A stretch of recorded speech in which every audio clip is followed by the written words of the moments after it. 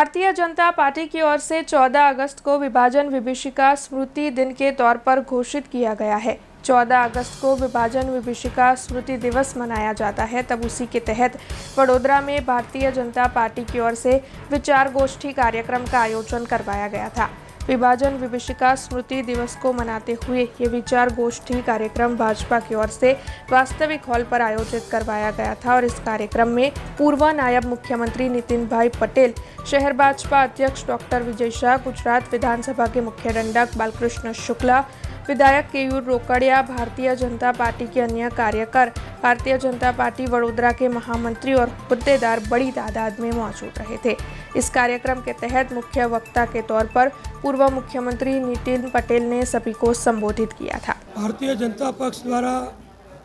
समग्र देशनी अंदर विभाजननी विभीषिका नामना कार्यक्रमનું આયોજન કરવામાં આવ્યું છે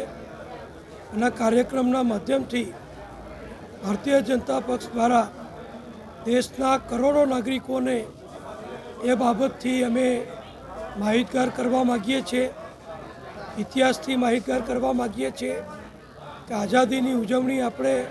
ચોક્કસ કરીએ એનો આપણને સૌનો આનંદ છે અને વિશ્વભરમાં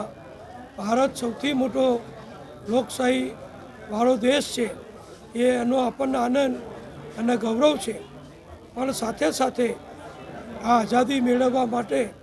અને આઝાદી મેળવતી વખતે જે ભારતના ભાગલા પડ્યા અને પાકિસ્તાનનું સર્જન થયું અને ધર્મના આધારે મુસ્લિમ ધર્મના લોકો પાકિસ્તાનમાં રહે અને હિન્દુ ધર્મના લોકો